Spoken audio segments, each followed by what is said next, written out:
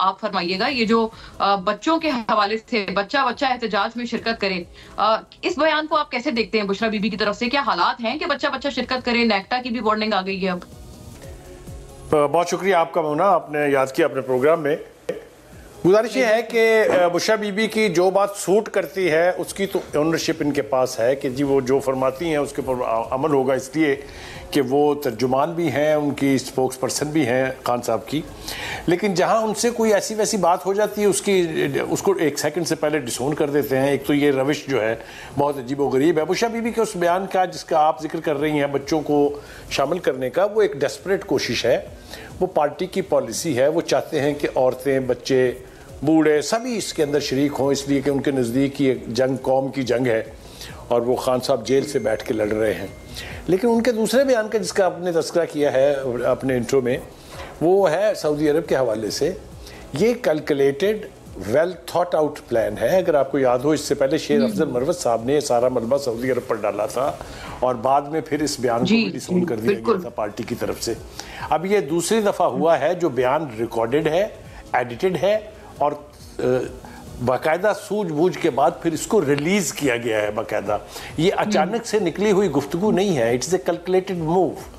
یہ موو کیوں ہے، اس کے پس منظر میں آپ جائیں گے تو بہت وقت جو ہے وہ گزر جائے گا، کیونکہ جہاز واپس کیوں ہوا تھا، محبت کی پینگیں پہلے کیوں بڑی تھیں، پھر کیوں بیزاری ہو گئی ایک دوسرے سے، یہ ساری کہانیاں جو ہیں یہ میڈیا کے اوراق پر بھی اور میڈیا کی سکرینوں کے اوپر بھی ابھی تک محفوظ ہے۔ سوشل میڈیا بھرا پڑا ہے ان سے۔ تو میں عرض کروں بخاری صاحب، خان صاحب نے کل بھی یہ فرمایا جب ان سے اس بارے میں پوچھا گیا، تو ایک تو انہوں نے یہ کہا کہ مجھ پہ جب وزیر آباد حملہ ہوا تھا تو سب سے پہلے سعودی عربیہ سے مجھے کال آئی تھی اور ان کی خیریت دریافت کی گئی تھی۔ تو بظاہر تو پی ٹی آئی کی طرف سے بھی یہی بات کی جا رہی ہے کہ even after his ouster Khan صاحب was in very good books of the Saudi Arabia. دیکھیے مونا، آپ تھوڑا سا پھر میں واپس آپ کو لے جاؤں گا ہسٹری میں۔ پاکستان کے ساتھ جو بہت قریبی تعلقات کے ممالک ہیں ان میں چائنا ہے، ان میں سعودی عرب ہے، ان میں یو اے ای ہے۔ ان تینوں ممالک کے ساتھ پی ٹی آئی کی ریلیشن شپ کی نوعیت اگر آپ کے علم میں نہیں ہے تو میں اس کی تفصیل میں تو نہیں جانا چاہتا، لیکن چائنا کو ناراض کیا گیا سی پیک کے حوالے سے، آپ کے سامنے ہے 4 سال میں جو رویہ اور جو روش اختیار کی گئی۔